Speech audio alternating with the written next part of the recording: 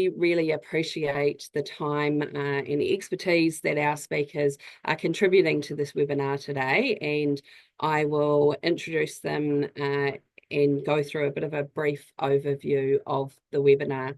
So the webinar is divided up into 4 parts today, and first we will hear from disabled people and Tāngata Whaikaha Māori, and we will hear about the drivers of violence and barriers to addressing and responding to violence and abuse for disabled people. So those speakers we have are, first of all, 𝘍𝗵𝗂𝗂. Speakers will introduce themselves because they can do that more authentically than I can. But if we go to Debbie for your introduction. Tēnā koutou katoa ko 𝘍𝗵𝗂𝗂 ahau, ko Kuat taku papa no Vienna, Austria, ko Barbara taku mama no Zanzibar, e noho anō ahau ki Titirangi ki Tamaki Makaurau. Nō reira, tēnā koutou, tēnā koutou, tēnā koutou katoa. Kia ora, I'm 𝘍𝗵𝗂𝗂. I'm public health person who has worked at the intersection of violence and disability for about 30 years, and a co-writer of the Human Rights Commission report, Acting Now for a Violence and Abuse-Free Future. Kia ora. And next we have Ants. Kia ora koutou katoa. Ngā mihi Prudence, te ka hui tangata kaimahi e rangatira mā. Tēnā koutou, tēnā koutou, tēnā koutou katoa.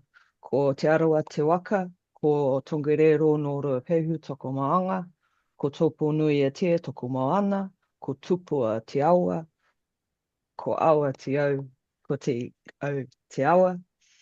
Ko Ngāti Tuwhare tō no Ati Hauanui a Paparangi toku iwi.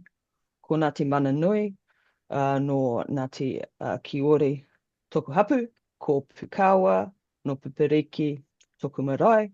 Ko Papaiai toku kaianga e nai nei. Ko 𝗃𝗶𝗴𝗄𝗏 no VisAble toku mahi. Ko Tāngata Whaikaha Māori no Takatapuhi Ahau. Ko Raven taku a whina kuri.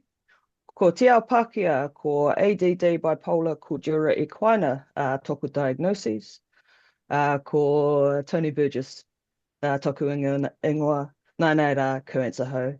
Kia ora whānau, 𝘃𝗶𝘁𝗵. Firstly, I just want to acknowledge Prudence and the team at Te Kahui Tangata for the opportunity to share some of the VisAble mahi that we have been doing. To my fellow presenters, a privilege to share time with you. My name is 𝘃𝗶𝘀𝗀𝗧, but most people call me Ants, and my sign name for that is ants, like the insect. The reason I'm called Ants is because I'm small. I have an outdoor recreation background, and while I was studying, someone, while I was 30 meters up, went, "Hey, you're really little when you look like an ant," and here we are 25 years later. I have whakapapa connections to Lake Taupo and the Whanganui River. We call her 𝘄𝗶𝗶. I'm a disabled person and part of the rainbow community. I have co-occurring conditions of bipolar ADD, called 𝘎𝗪𝙧𝙪, and my assistant's dog's name is Raven.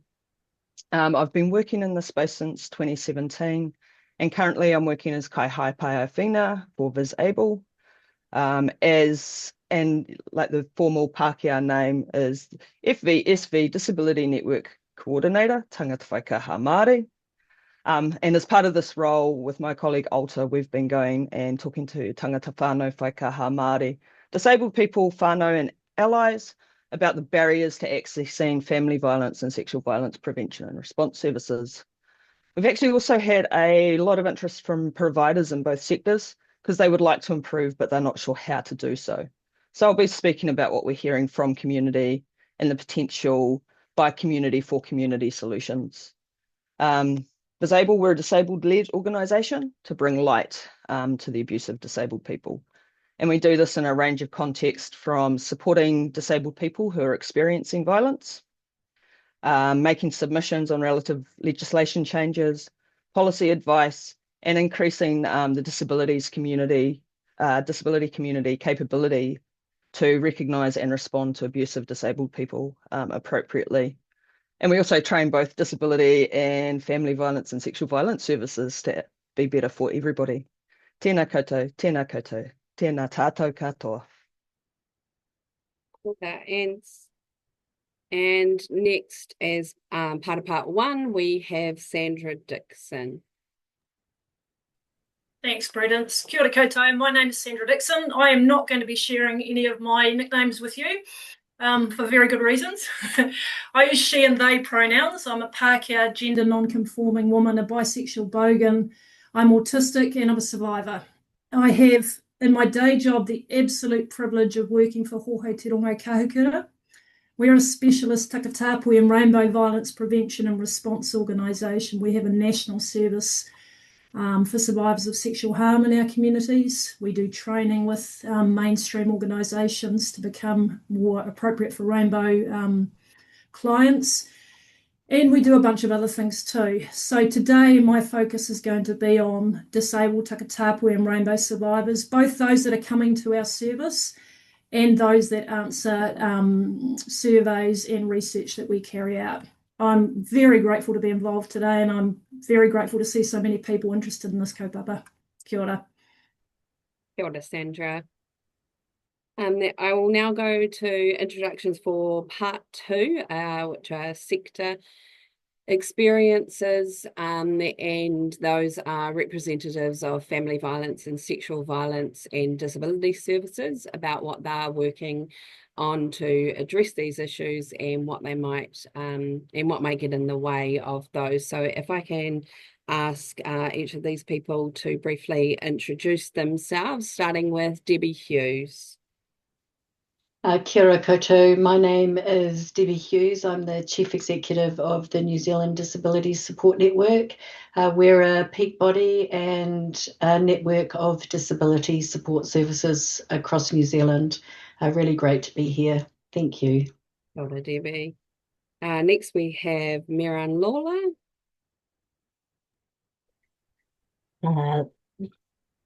Ko Miran Lawler toku ingoa, e mahi ana ohei Pauarahi and CEO o ki te kupenga whakawāti mahi pātunga. So Miran Lawler, I am the CEO and Pauarahi of Te Kupenga, also known as the National Network of Family Violence Services. I'm really excited to be here. In my spare time, I also co-convene the Systems Working Group, which is hosted by the Executive Board for the Elimination of Family Violence and Sexual Violence. Wow, what a mouthful. Looking forward to participating and also hearing from the wonderful group of people that are assembled today. Thanks, Prudence. Kia ora, welcome, Miran. And in the last speaker in part two is Kayla Rayner.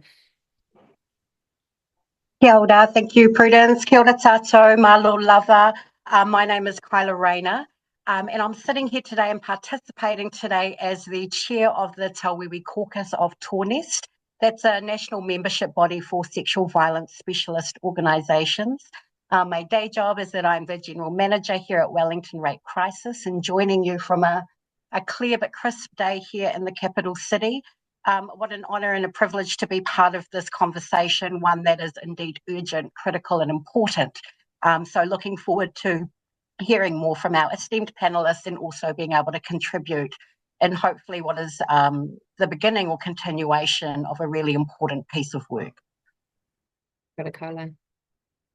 Thirdly, we'll hear from Executive Board Elimination, Family Violence and Sexual Violence about how their work and priorities can better respond and help prevent disabled people's experiences of violence. So, Emma. Kia ora koutou, ko waio, ko Emma Powell toku ingoa. It is so awesome to be part of this awesome panel. I'm here to represent our government agencies as part of the executive board. I lead the business unit that supports the coordination, the strategy, the planning, the investing, and hopefully better outcomes as a result of all of that for government and our sector. My job here today is one to share what agencies have been doing and what we are doing. But most importantly, my job here today is to listen and listen with open ears, mind and heart to what I know are continuing challenges, barriers, but I think too some incredible green shoots of mahi and work across the country to support disabled people, disabled whānau. So thanks so much for having me. Thirdly, we will have some question and answer time, which is where your questions into Q&A go through. We may not get to answer them all, but if there's points for follow-up, we can look at doing that later. So before we head over to our speakers, I will just open us with a few words, sort of setting the scene and introducing this topic. So we all have the right to be free from violence and to live our lives without feeling afraid, being controlled, having our choices and voices restricted. Successive governments have acknowledged that our high rates of child abuse, family violence and sexual violence show that we're a long way from living that as a reality. Too many people are denied the rights and protections that governments have agreed upon when they signed up to Te Tiriti o Waitangi and to our range of human rights treaties. Governments and community have been slower to recognise the high burden of violence that falls on disabled people, and even slower to recognise the intersecting inequities for Tāngata Whaikaha Māori. As the recently released reports of the Royal Commission of Inquiry to Abuse and Care highlight, it is more than just belated recognition. Disabled people's experiences have too often been actively dismissed or disbelieved. Before the Royal Commission report, the Human Rights Commission in 2021 published 2 reports, Acting Now for a Violence and Abuse-Free Future and Honour the Treaty, Protect the Person. We wanted to put paid to any response of we didn't know.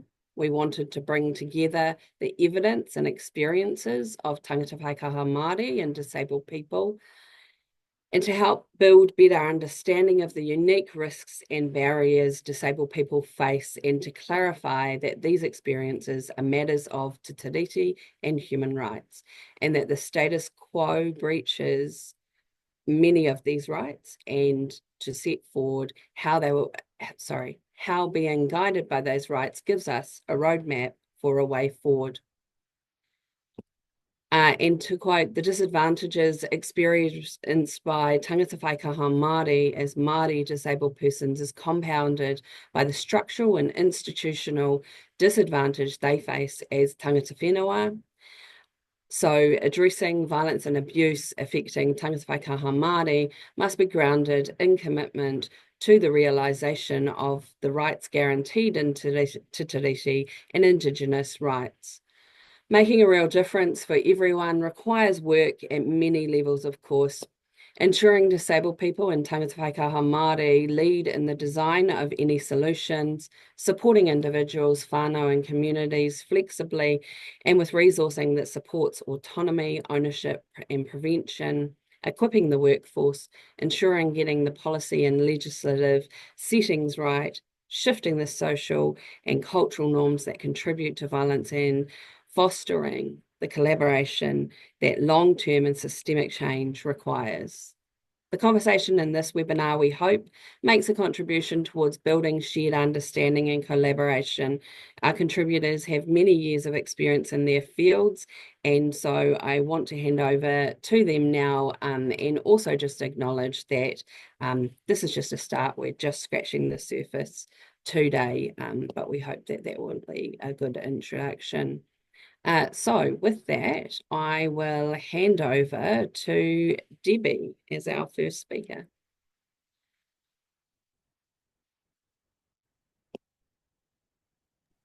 Kia ora, thank you, Prudence. I'm going to continue to give a bit of background to the work that everybody else will be talking about. So when we talk about disabled people, we're people with sensory or physical impairment. For some of us, our brains work differently from non-disabled people. We have age or illness-related impairment, traumatic brain injury, we suffer mental distress, or we have some sort of learning disability. We're at least 24% of the population. Disabled people are part of every family and every community. And while we have language that we use to describe ourselves, such as Tāngata Whaikaha Māori, disabled people, neurodiverse, learning disabled, I'm going to use the word people because that's who we are. This language is in response to the ableism that infuses every part of the system. There's no word for the opposite of ableism, so I've borrowed a concept from 1980s definition of feminism. Not being ableist is the radical idea that disabled people are people. We're people who should have the same human rights, the same access to determinants of health and well-being, the same respect and mana in the world as everyone else. Historically, across many cultures, we've been feared as a manifestation of sin, as a family curse. We've been portrayed as evil or stupid or incapable. We're an embarrassment. We're often seen as less than human.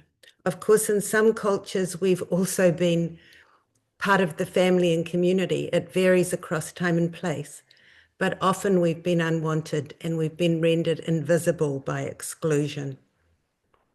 This historical stigmatization and marginalization contributes to the high rates of violence against us, the lack of prevention and the lack of resources.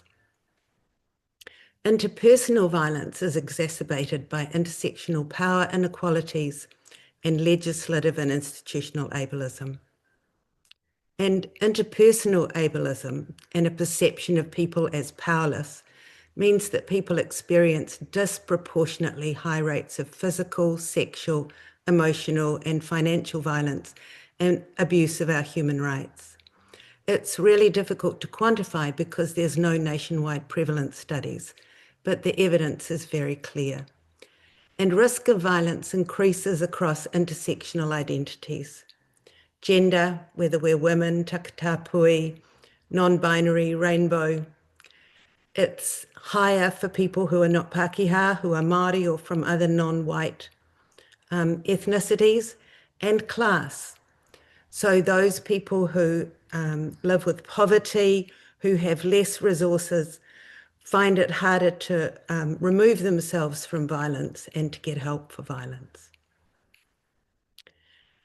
And perceptions of people's powerlessness and lack of access to resources is engendered by the systemic ableism, lack of access to education, employment, inadequate income, lack of access to accessible, warm, safe housing, lack of access to transport, and lack of access to information services, and for many, just lack of access to community. All of the people, all of the non-disabled people who plan for non-disabled people, who say they'll get around to being inclusive once they've done the main work, all the people who write legislation and policy without including us in the design and planning and implementation. These are the ableist attitudes that enable violence, abuse, neglect, and exploitation. Not including us renders us invisible and results in many of us lacking in the resources to improve our own situations and, as I said, to remove ourselves from harm. People are as diverse as the whole human world, and yet we're brought together in community by our experiences of oppression, marginalisation, and invisibility. So in order to prevent violence, we need to address the systemic inequalities that create harm. We discuss many of these in the reports, and these are just a few. Data collection is really important. If data isn't gathered, then at a government level, a problem doesn't exist and no resources are provided. The government has just said that the census will be discontinued and existing data used instead. But in 2012, the previous national government cancelled the national disability surveys. So nothing's collected about who we are and how we're doing. So we've already seen cuts to disability funding. If there's no robust data collection, and specifically if there's no data collection about violence against us, no resources will be allocated to support our wellbeing and inclusion and to prevent and respond to violence. To address the violence against us, we need access to justice. This means that we need to be recognised as credible witnesses to the violence that we experience and to have equal respect and treatment by police and judges. We need support to achieve educationally, and we need legislation to support accessible employment so that we can all achieve our aims and our ambitions. And we all need a living income, a livable income that reflects not disabled people's needs, but the needs of our specific health and support needs and our wider aspirations. And of course, we need services and structures that honour who we are. We need recognition of Māori as tangata whenua and equal treaty parties in all levels of governance and self-efficacy, our gender and sexual identities to be respected, our various cultural identities, and recognition of the specific resources and services that we require to fully participate in the world. Ants and Sandra are going to talk about barriers, and I hope this has just provided an underlying introduction to you of the situation as we are now. Thank you, Prudence.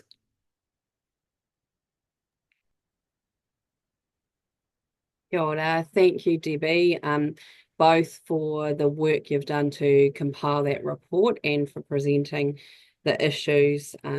Sadly, although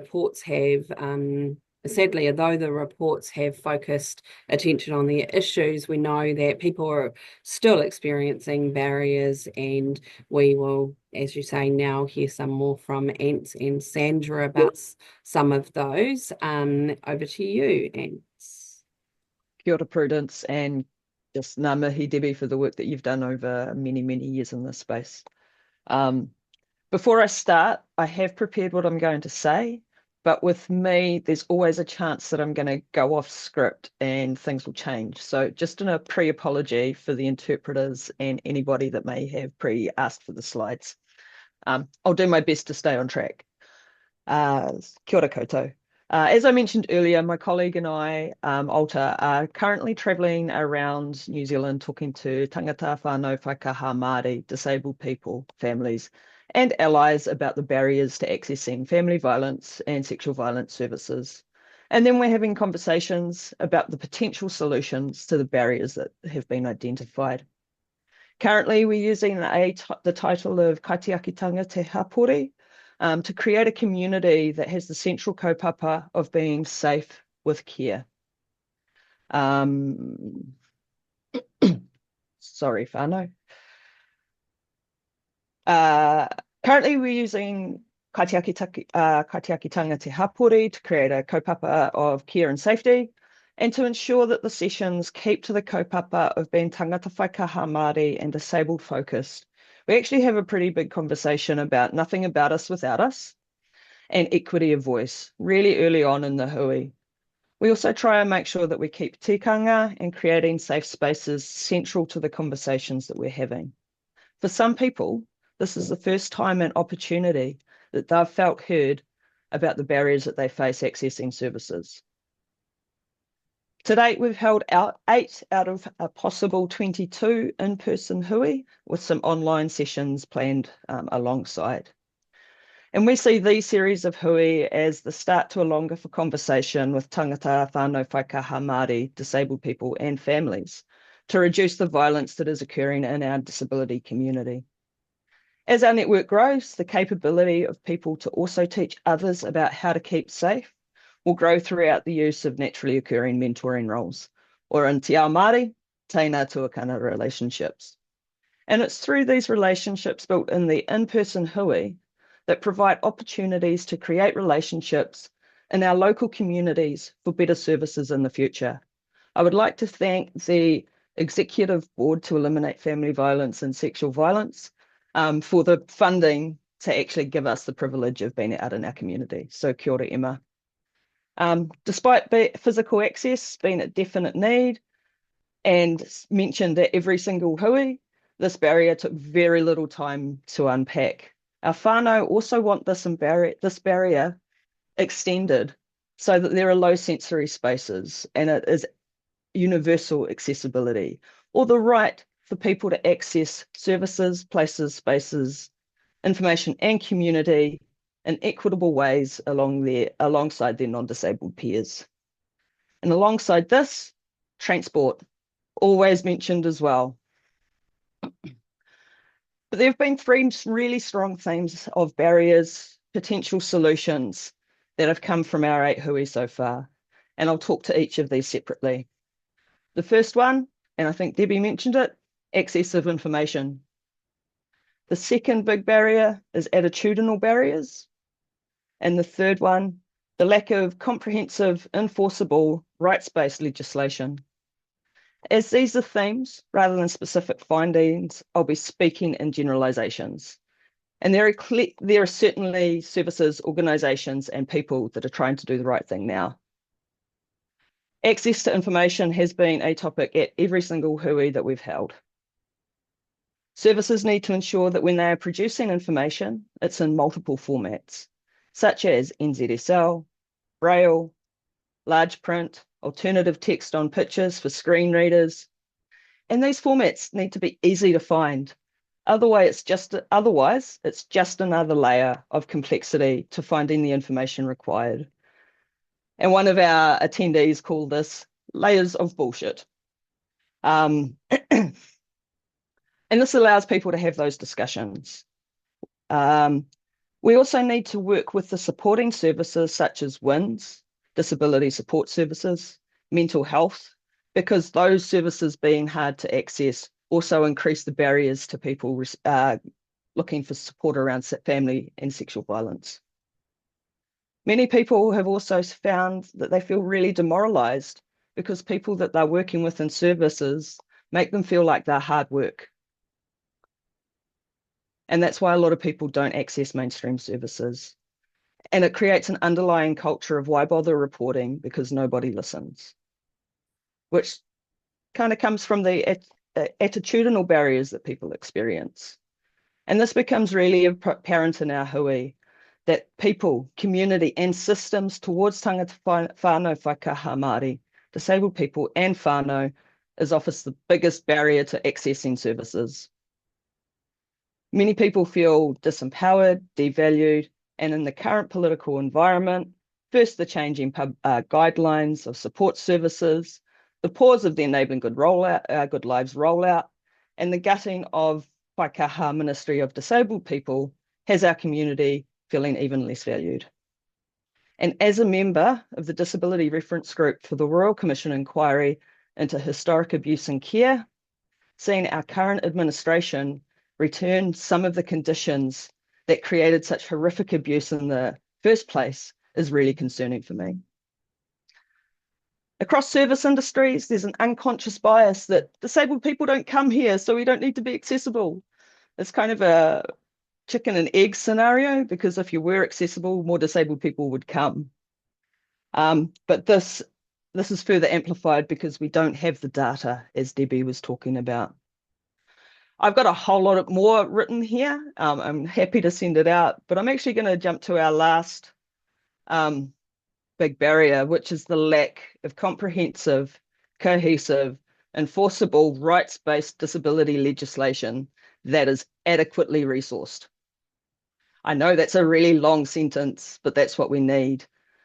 Because at the moment, disability legislation is dispersed widely across many different acts, regulations, guidelines. Disabled people don't know their own rights sometimes. Some of our whānau don't know what abuse actually is and that's what they are experiencing. The other thing that's happening is there's no teeth and very long wait times to the services that are currently resourced that are supposed to protect our human rights, such as the Health and Disability Commission, Ka Hutui Tangata, and the Ombudsman. So all those organisations do not have an implicit drive to enforce law for disabled people to fully enact their mana motahaki within their communities. This is a topic that has been hidden for many, many years. The Royal Commission report, I think, was hopefully a wake-up call to a lot of people. A lot of our Tāngata Whaikaha, whānau, and disabled people, the best thing that they want you to do is, as you vote, think about the Tāngata Whaikaha Māori, disabled people, whānau, and allies in your life. Because at the end of the day, hea a te mea nui o te ao, he tangata, he tangata, he tangata. Nau mai, whakauru mai. What is the most important thing in the world? It is the people, the people, the people. Welcome. You are included. Tihei Moriora. Back to you, Prudence.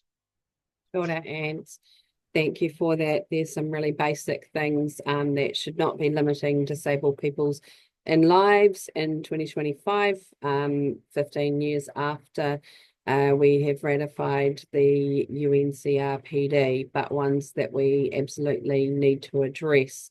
I'm just going to give an encouragement to people. If you do have questions along the way throughout our speakers, please put them into the Q&A, as we should have some time at the end for a few questions. And with that, over to you, Sandra. Kia ora, Prudence, and kia ora, Ants and Debbie too.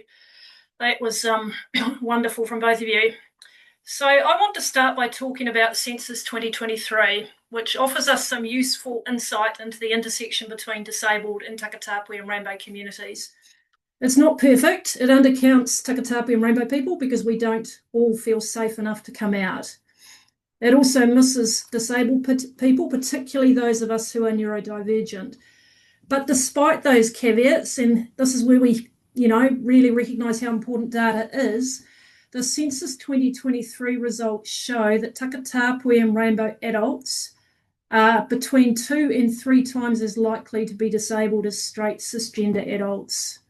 1 in 4 sexuality diverse adults, 1 in 3 trans and non-binary adults are disabled. So the intersection between disabled and Takatapu and rainbow communities is significant both in terms of numbers, but also because disabled Takatapu and rainbow people are targeted for violence because of all of who we are. Too often when we talk about violence prevention, there's this idea, I think, that communities can manage everything. And, we're awesome and we do our best, but when disabled people don't have the resources we need to leave the house, when trans and non-binary people are effectively denied life-saving healthcare, or when our families will not support us because of rampant hate-based misinformation, there is only so much we can do to stop further violence.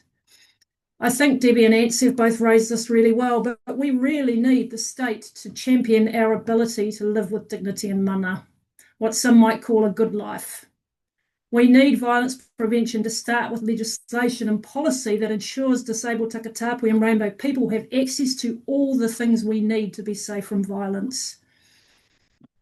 We also should not ever have to choose between our disabled self and our rainbow self, let alone when we are seeking help after violence. Recovery needs us to be able to be all of who we are. So how do we ensure that? Well, we can't build effective specialist or mainstream responses to disabled people without making sure they are rainbow safe. And we can't build effective specialist or mainstream responses to Takatapu and rainbow people without ensuring accessibility and diverse and effective communication methods. Hohou Te Rongo Kahukura opened the first national service in Aotearoa for Takatapu and rainbow survivors of sexual harm just 6 months ago. We've now supported more than 100 survivors. We're seeing about 4 new people every single week. 2/3 of the survivors coming to our service have at least one disability. 58% are neurodivergent. People have described 34 different disabilities to us. Autism is the most common, followed by ADHD, depression, anxiety, and 𝘖𝙧𝙪𝙗 syndrome. Asking every survivor about disability allows us to tailor support, particularly for survivors with less visible disabilities. It also lets disabled Takatapu and rainbow people know that all of who they are is welcome with us. So the next point I want to make is that government funding contracts must establish data collection expectations of mainstream violence response services, both NGOs and the state. Asking about disability, sexuality, gender and ethnicity will help us drive the changes we need in the wider violence prevention and response systems. It will help us identify gaps, it will help us track how well communities are being served, and it will ensure resourcing and policy decisions include the needs of underserved communities. Better data collection also requires and will drive developing intake protocols, policy support, and professional development for kaimahi that moves beyond the 101. Over the last 10 years, in all of Hohou Te Rongo Kahukura's research, we've asked about the intersections of disability and Takatapu and rainbow belongings. At least 40% of participants in every single survey we have carried out have reported at least one disability. Last year, with feminist organisation the Backbone Collective, we released Make It About Us, which explored the experiences of survivors with New Zealand Police. We heard from 215 sexuality diverse women and trans and non-binary survivors. More than 2/3 were also disabled. And it was survivors at that intersection that reported many of the poorest police responses. The mamae of being subject to family or sexual violence was exacerbated by general feelings of being misunderstood, ridiculed, and rushed by the police. We asked disabled survivors how the police should respond, and I'm going to share some of their quotes because many of their recommendations are relevant to wider violence prevention and response systems. So, the word accommodations for safety and comfort are different for different survivors. Like many autistic people, I have extremely sensitive sensory processing. I struggle to take in information in noisy environments. I get headaches from bright lights and strong scents, and I cannot read the chat when I'm talking. This is heightened if I'm under pressure or distressed. Now, I share this because I recently visited a large violence response service that was playing loud background music in the waiting room with a scent dispenser squirting flowery perfume into the air. Now, that might be really awesome for some survivors for sure, but for me, I was glad it was a work visit and not somewhere I was seeking help. Disabled people in our research talked about experiencing safety and comfort in physically accessible services with diverse communication options, private and sensory-friendly meeting rooms, and enough time to process what was happening. I'm going to share a quote from another ethnicity bisexual trans man who said, "Be patient. Know that when I'm struggling to communicate, I can't regulate my tone. Also offer a meeting room so I don't have to stand at the front desk and try to talk through the plastic thing." Disabled survivors also told us they wanted a respectful, considerate, human rights-based approach, as Ants and Debbie have both talked about, including access to support people and animals, and better recognition that violence itself is disabling. So from a Māori non-binary person, they said, do not be judgmental and hold assumptions about a person's mental health. Everyone manages mental health differently. We are not all the same. Disabled Takatapu and rainbow survivors also wanted training for police and specific disabilities, including recognising diverse ways of communicating distress. From a Pākehā bisexual woman, she said, "I'm on the autistic spectrum. My insistence on detail can be overwhelming for people. My anger rather than victim tears in emotional situations has perhaps lent police to viewing me as the problem rather than a victim." And then finally, survivors wanted police training in disability-specific forms of violence and barriers to help seeking.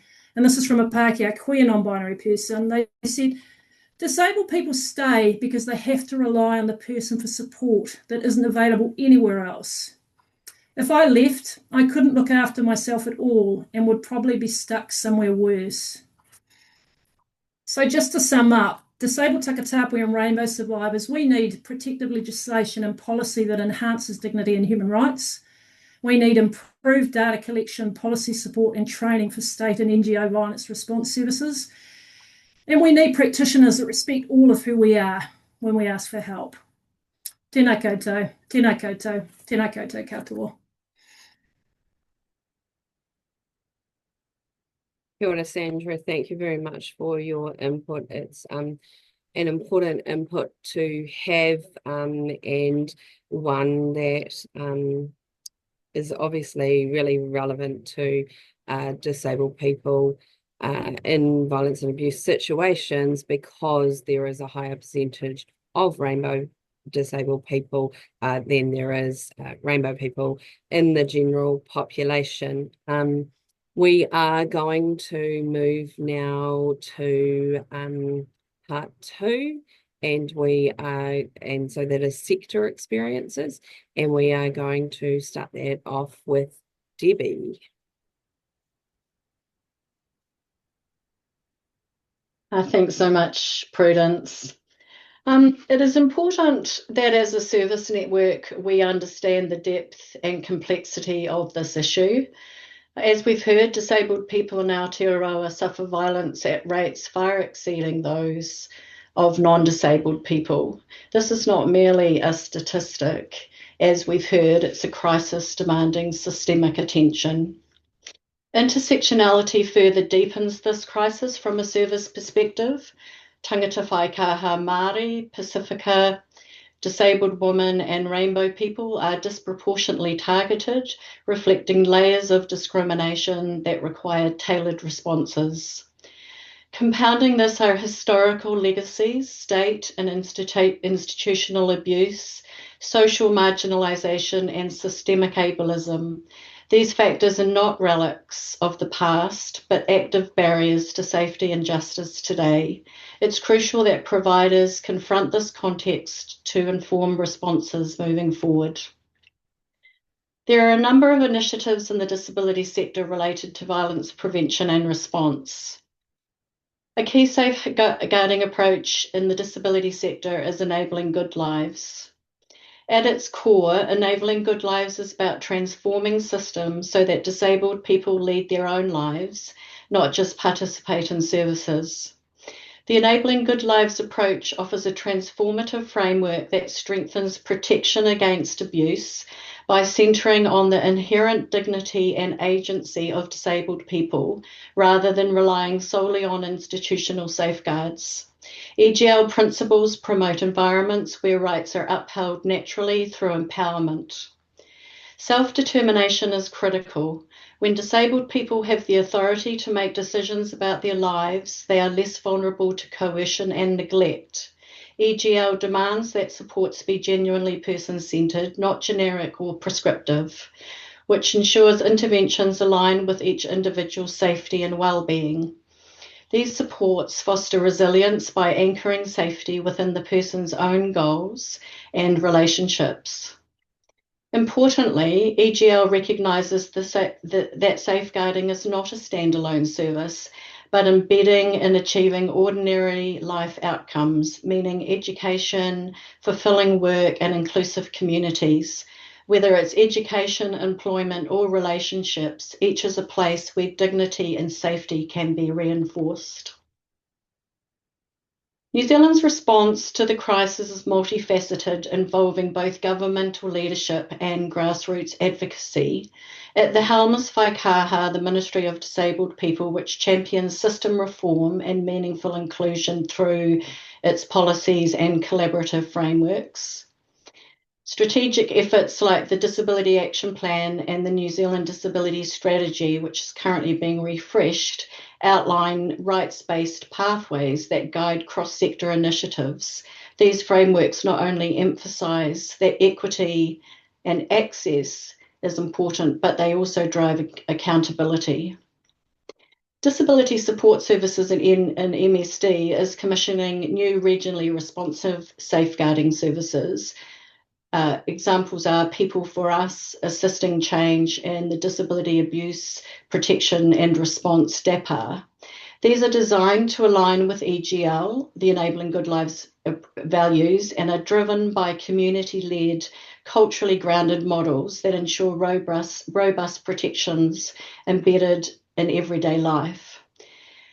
Disability Services also has a national quality framework that functions as a key safeguard by ensuring services are safe, consistent, and responsive to the rights and needs of disabled people. Complementing policy are community-led tools and campaigns, online resources like Are You OK?, advocacy through the arts, and justice sector training sessions collectively raise awareness and empower both disabled people and their supporters to act. These measures are part of a holistic safeguarding ecosystem that is in development for the disability support services. There are a number of barriers in the disability sector related to violence prevention and response. Despite growing awareness, significant barriers continue to impede the creation of an abuse-free Aotearoa for disabled people. These systemic issues are embedded across service design, education, and coordination frameworks. One of the most pressing challenges is the inaccessibility of mainstream violence prevention services. Many are not designed with disabled individuals in mind, both physically and in terms of communication. Many disabled people, such as those who are deaf, have learning disability, or who rely on alternative communication methods, face communication gaps in interactions with professionals. This can lead to misunderstanding and inadequate support, especially in abuse or safety investigations. Equally concerning is the lack of mandated training for professionals across healthcare, education, and justice. This results in unprepared responses and missed opportunities for intervention. As we've heard today, there is a striking lack of detailed disability-specific data on violence and abuse. National statistics often lump disabled people into a single category, hiding how different groups, e.g. people with intellectual, physical, or sensory impairment, experience abuse differently. While studies indicate that disabled adults face 1.5 to 2 times more violence than non-disabled adults, with women and those with learning disability even at greater risk, these figures are likely underestimated due to underreporting and poor data gathering. Add to this the fragmented language and sparse data, we have a complex landscape requiring strategic, unified reform. To dismantle these entrenched barriers, the sector must take decisive, coordinated action. NZDSN is committed to these actions, which are drawn from the voice of disabled people, community input, sector research, and policy guidance. First, a twin-track safeguarding approach is essential. Mainstream systems must work in tandem with specialist disability services. This ensures both universal access and tailored responses. All professionals interacting with vulnerable communities must be trained in disability awareness and abuse prevention. Such knowledge equips them to intervene early and appropriately. We need to adopt a shared terminology and robust cross-sector data systems to enhance coordination. Standardisation supports policymaking, funding, and evaluation, laying the foundation for sustained rights-based transformation.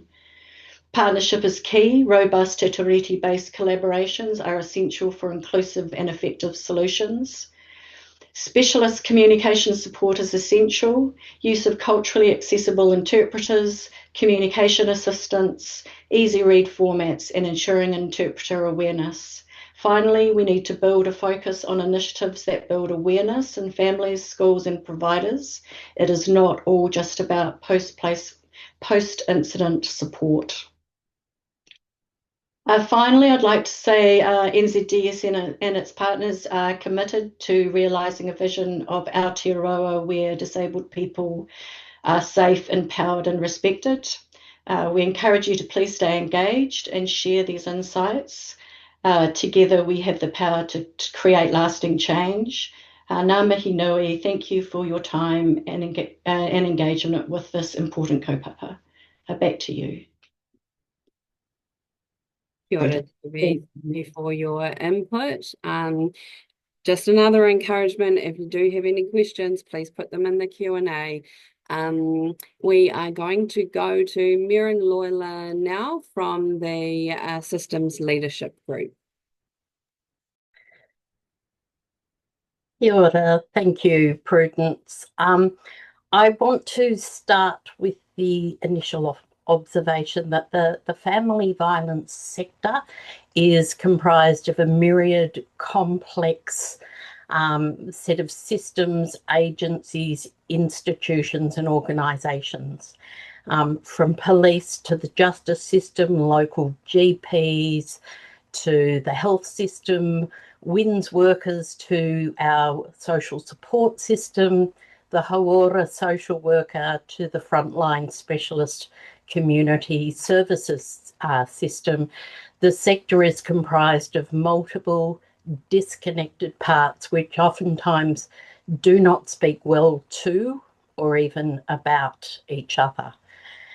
So speaking to that broadest definition of the family violence sector, probably the centrepiece of work to address inclusivity and accessibility for disabled people, Tāngata Whaikaha Māori, is the rollout of the National Family Violence Entry to Expert Capability Framework, what's often referred to as the 𝑬2𝑬. That framework sets out the knowledge and skills workers should have to safely and effectively respond to the different needs of a diverse range of people and whānau, including the knowledge and skills required to support the specific needs of disabled people.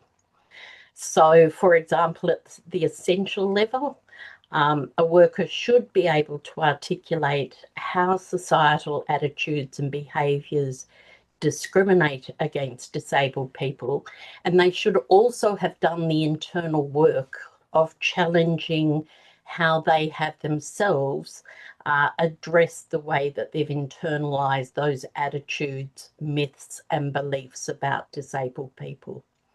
At an entry level, the worker should be able to demonstrate both an understanding of the different ways people experience disability and the arising barriers, as well as how that worker adapts practice to address those barriers. So the 𝘬2𝑬 framework is an important first step towards an ideally skilled and knowledgeable workforce across the family violence sector. But there are significant limitations in relying upon a mere framework to deliver inclusive, accessible services. Firstly, it's currently only an aspirational document, but more importantly, there is minimal investment in its implementation and in the training that is required across that very diverse, fragmented sector. So at the moment, existing silos in the family violence sector are left to interpret the framework, often relying solely on their own ableist lenses. New Zealand police may, for example, interpret systemic barriers disabled people may experience, one of the requirements in the entry to expert framework, and how New Zealand police interpret that is likely to be entirely different to how it's understood by an iwi social service working with Tāngata Whaikaha Māori and their whānau, or a refuge which has partnered with a specialist disability organisation for insight and guidance. At the community sector level of the family violence sector, there are efforts to grapple with accessibility and capability in working with disabled people. So we've had the Accessibility Fund from MSD supporting family violence and sexual violence providers to enhance physical, digital and information-based accessibility for disabled people. Much of that has been used to enhance reasonable accommodations, including building ramps, creating accessible toilets, widening access ways, as well as taking existing resources and redeveloping them into formats more readily accessible. And it is significant that as one travels around the motto today, family violence organisations, the grassroots family violence organisations, are talking more and more about how they're turning their mind to how they can and are working to create greater accessibility in terms of premises, resources and services. But while literally and figuratively opening up doorways for disabled people is important, it's equally important that the services which lay behind those doorways is appropriate and inclusive. So MSD has funded some training which meets the lowest levels of essential knowledge on the entry to expert framework as it relates to working with disabled people, but considerably more needs to be done at the higher levels of the framework, particularly at the enhanced level where most specialist family violence practitioners would or should be sitting and operating.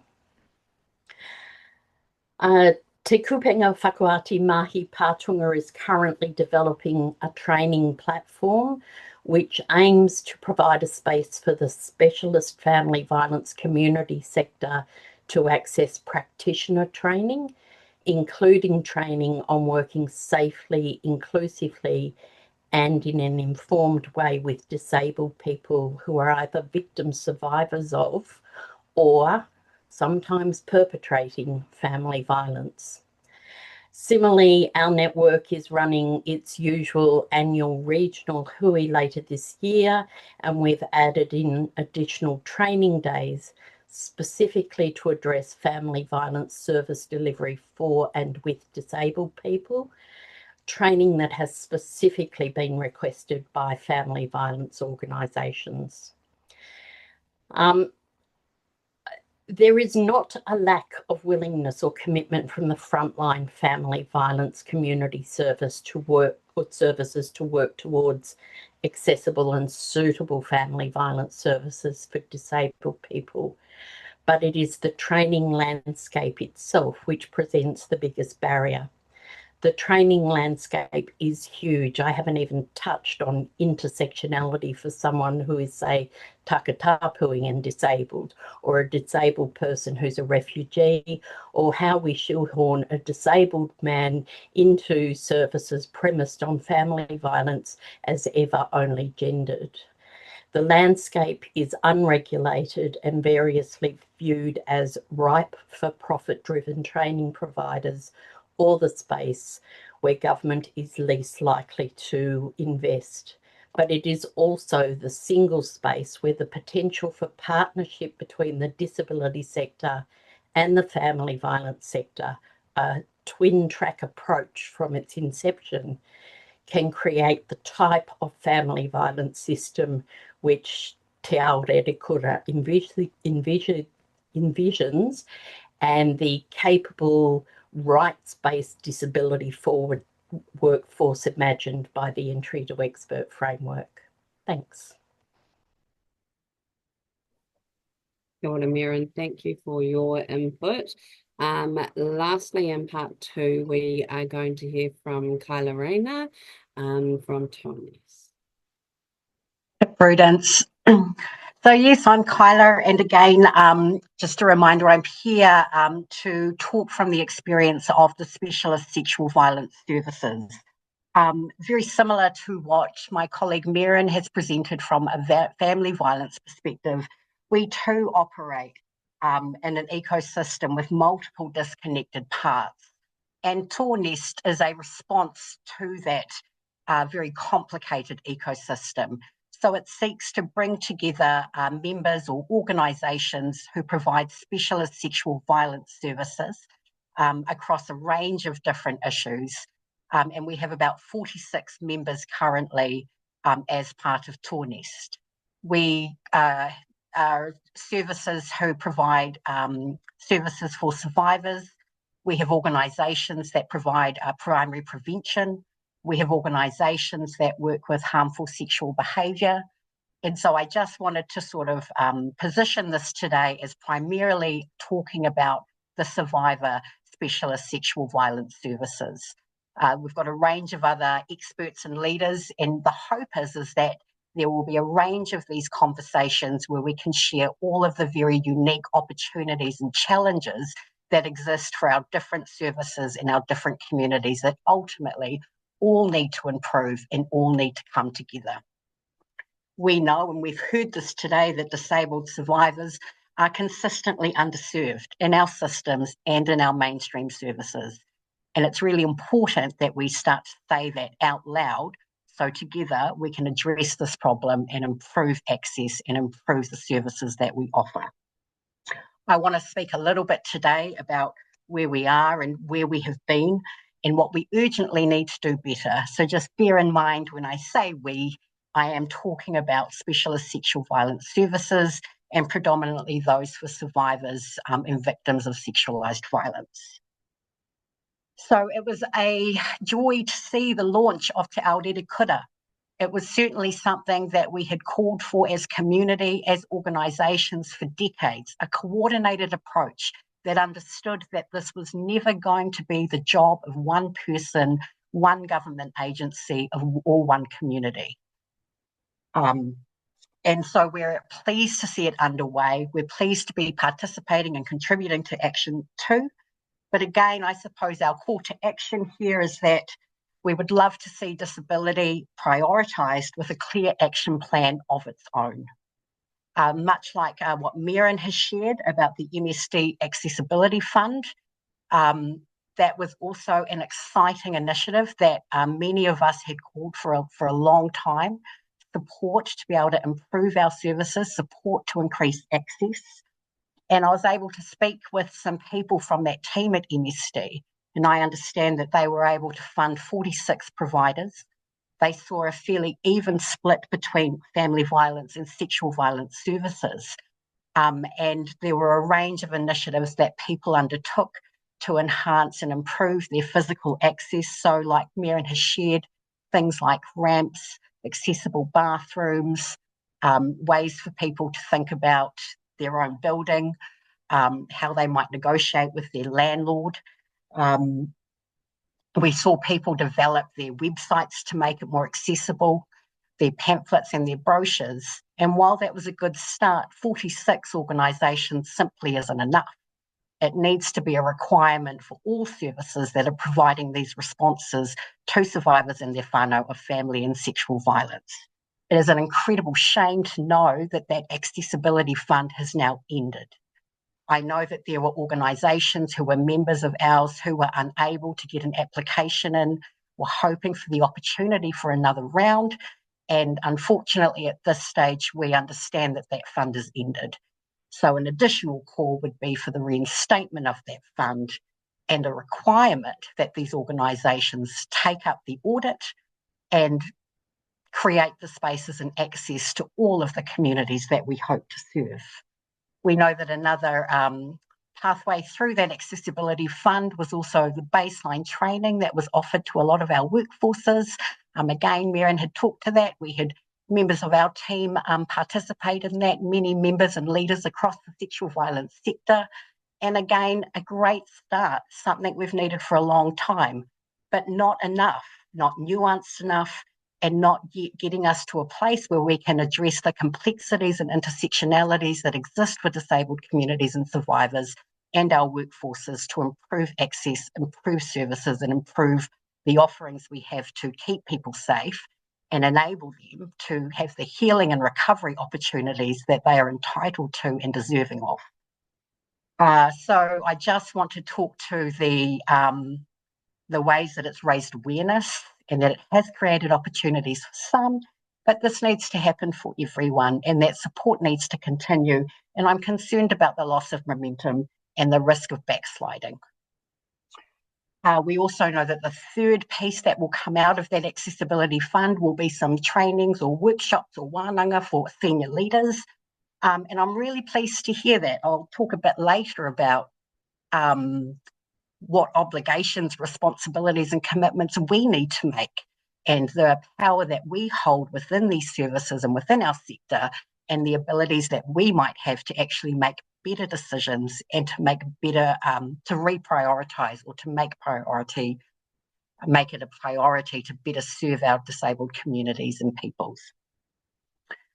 In conversations with some of my peers who are part of 𝘃𝗶𝘀𝗂𝑛𝑒ST, who are delivering the service, I'm hearing many examples of the enhancements, the improvements, the gaps that are still existing for a lot of our organisations. We have had people who were unable to have the improvements funded through the Accessibility Fund go out and look for other grants and opportunities in order to do this work themselves. I believe that there is funding available through lotteries for organisations to do this. But again, the call for my sector and my peers is that we cannot stop just because the Accessibility Fund has ended. We need to be proactive about looking at other grant funding opportunities, other ways that we prioritise our funding to ensure that we're continuing to improve and continuing to close the gap of access for our communities.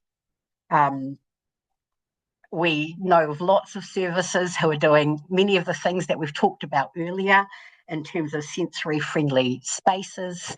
A lot more organisations also are utilising animals and therapy dogs and understanding the value of those interventions.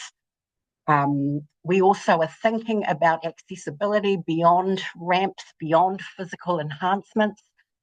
So it's really good to hear that, you know, the ability to provide therapeutic interventions and social work services, not in person, but online when people need that, to be incredibly flexible about what people's needs are and where they can access the support, the ability to go to survivors, so to not always require people in their whānau to come into their offices. And important to note that, again, there is an extra inequality and lack of access when I think about our communities, survivors and organisations that are in rural locations. So yet another compounding issue of how we meet those needs and provide real and meaningful access to people. I know that we've talked about data collection too. This is an incredibly important part of what we all need to be doing. Auckland Help, one of our members organisations, has shared that they'd worked with VisAble in order to improve their data collection. That was awesome to hear, and awesome to hear that they are wanting to share that with the sector. We know that our current funding contracts with government do not collect the right data, that continue to invisibilise the disabled people's communities and their experiences. My call to action to the sector is we do not need to wait for a funding contract that asks these questions. We need to, again, be proactive about making that happen for ourselves. And our relationships with each other will support this. My God, I'm going too long. Oh no, I'm sorry. I will have a closing statement. Sorry, Prudence. I just wanted to say no worries. The opportunity's right here and we should take it. Thank you. Thank you so much for your input. There's a lot in there and a lot of great things there. We are going to hear from the Executive Board for the Elimination of Family Violence and Sexual Violence now. So Emma, we probably have around 5 minutes, if that's okay. Over to you. Kia ora, and thank you. Yeah, I'll try and wrap it all up in 5 minutes. First of all, really great to hear from everybody, and just reflecting on just that call that it will take all of us, and no one pocket or part of the system is going to have the solutions, nor the resources, nor the mandate to necessarily do it all itself. And I think throughout our system, we have a number of collectives, a number of ways of working that still yet have not quite fully joined up. And I would be the first to put my hand up and say that the Executive Board and all of the agencies and government working together really have not cracked the nut of how to bring all of this together in a comprehensive way that makes sense when change is being delivered on the ground. What we do have are a number of initiatives, pieces of work, funding, and approaches which in their own right are seemingly having some good effect, but could be so much more powered up if actually pulled together. A great example that Merrin and others have talked about is the workforce training and capability framework. So the 𝘬𝗎𝗍 framework is literally that. It is a document, how we bring that to life through partnership. And I think that concept has come out through today really strongly, is that when we join forces, when each of us do the bit that we do well and leave the other stuff to the people who are the right people to be doing other parts of the change, we see a really great outcome.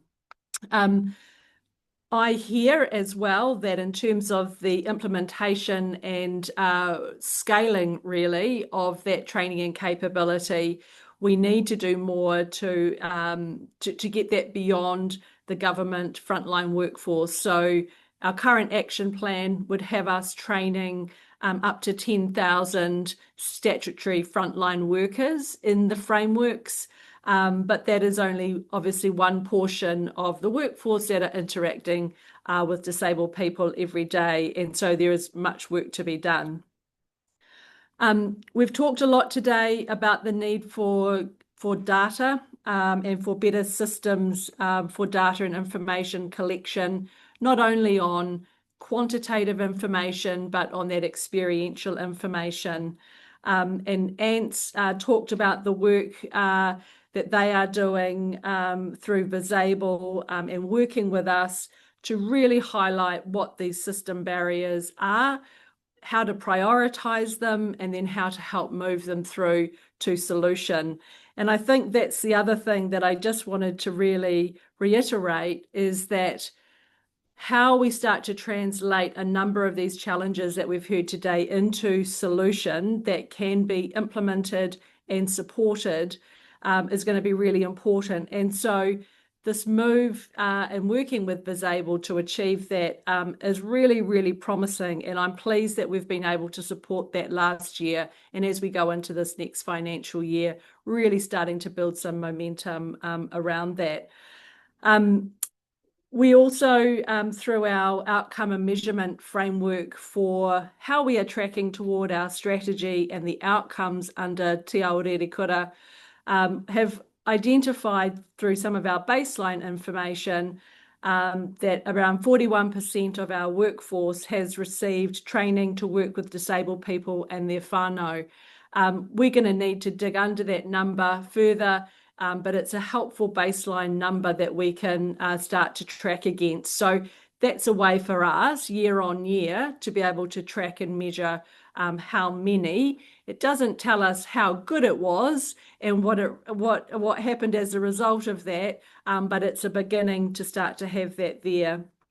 Under the action plan as well, you heard Merrin talk more in detail about the 𝘬𝗎𝙯 frameworks for family violence. We are currently in development and working with a range of stakeholders to create the sexual violence equivalent of those frameworks.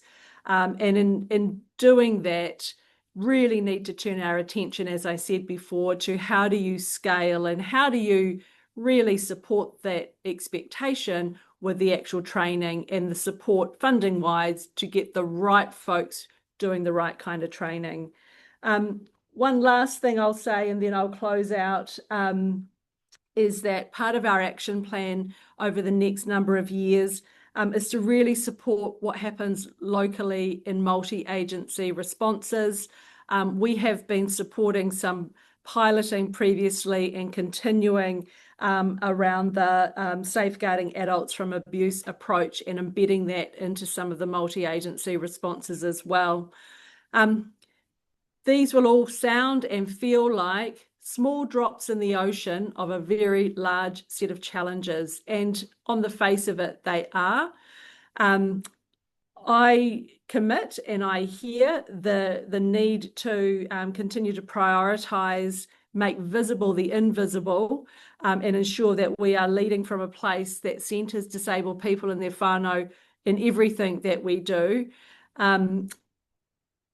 We are looking to continue to work through doing that, but as I say, really wanting to do that in partnership with others, and for us in government, working out what our best role is and doing that well, and then really enabling others to get on and do their role really well. So thanks so much. I've got pages of notes from today and really happy to answer any questions as they might come up. Kia ora, Emma. Thank you for that. I wanted to go to the questions now, but just before that, there is one comment in the questions, and that is about remembering that over 17% of the public service workforce have identified themselves as disabled people, which we don't have much time to sort of unpack that a lot, but I just wanted to make a comment about, I think that means, or leads me to think about a number of ways in which we need to pay attention to that, you know, both in terms of anyone who is involved in this type of work, who is a disabled person and is part of the system, and how that is for them and advocating for these things in that sort of role, and then also about how we can maximize that knowledge and experience of having disabled people involved in the system. So I'm sorry I can't really do that justice because I have plenty more thoughts about that, but I just wanted to acknowledge that. And now there's a couple of questions that I'll put to the panel, and I think some of these things have been touched on, but just wondering if anyone had any short further comments about them. And really, you know, one is about kind of characterization of people with autism, and the other is a comment around needing more support for teachers at school to address things. Sorry, actually, that wasn't the one. The other is around actually training and awareness and lobbying government as in the context which people have put this.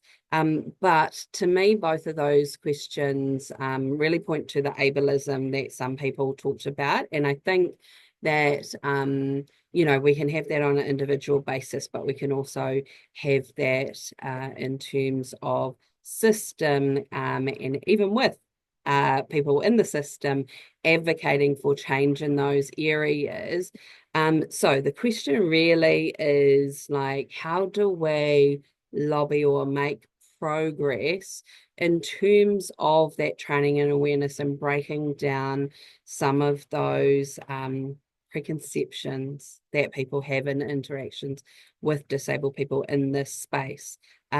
So is there anyone on the panel who would like to make a short further comment along those lines? Ants, I see your hand up. Kia ora. Just a really quick comment, and this comes from Lisa Smith, who runs Mātutuhi, which is a tangata whenua family violence, sexual violence, Māori Kaimahi group. You know, she said, Ants, I love hanging around you because I don't know what I don't know, and I learn something every time we talk. So I think a lot of people in the sector need to go, actually, I don't know what I don't know, so I actually need to go out and ask the community that it's related to, rather than just not doing anything. Kia ora. Thanks, Ants. Debbie. Kia ora, just wanting to link the Royal Commission's recommendations on the abuse inquiry is a really good area to be lobbying, particularly at the moment when we're wanting to be focusing on this area and looking at training and how we can move forward. It's a good issue to link to the Royal Commission's recommendations.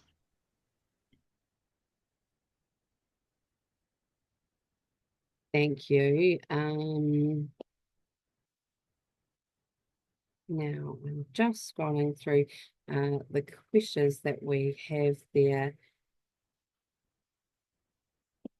Okay, so we have a question here regarding work that any of the panel are doing around prevention in this space, particularly for people who live in residential services.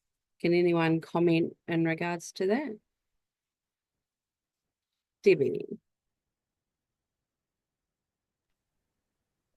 I think really critical to prevention in residential and related services is not just helping people who work in those services to understand what violence and abuse is, but ensuring that we have some kind of mandate that services actually have to set up protocols to ensure that people's voices are heard.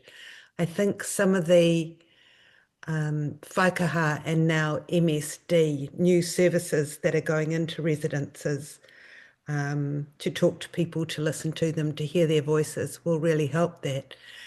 But also that services start educating people about what violence and abuse looks like, educating staff about what violence and abuse looks like, and having really simple and easily accessed services.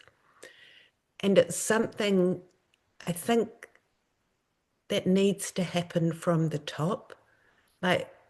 So we as disabled people who work in this area can go into organisation by organisation and do the work. But if there's no mandate for it, then people don't have to do it, and it often just gets left till the last minute. And so we have the, the vulnerable people part of the Crimes Act that says that you must do something if somebody's being harmed, if they're a vulnerable person. But how about just a mandate that all disability organisations must have systems to do this and people to respond to violence? I think that that would be a really constructive thing to do. Thanks. Got it, Debbie. Oh, sorry. Yes, Debbie. Over to the other Debbie who also had an answer for that question. Yeah, look, thank you. And I just wanted to reinforce what Debbie said, particularly around the People for Us, which is a new service which is going into residential care, and it is people with learning disability or similar disabilities who are going in and talking to people in residential care to find out if they're safe and if things are going well for them. So that's a really good example of some prevention and active safeguarding happening in residential services at the moment. Hasn't started yet, but it's getting ready to kick off. Got it, Debbie. Now the last question I'm going to ask is probably mainly to Sandra. And that is somebody has made some comments around understanding of takatāpui, and then wanting to have more understanding around takatāpui and disabled people in this space, and asking my question out of reading what they've put is around suggestions you may have around training in this space, and well, they're asking if you want to come to 𝘃𝗏𝗏 and do some training, but do you have any thoughts in regards to training and understanding in that area? Oh, kia ora, Prudence, and kia ora, Marie. I think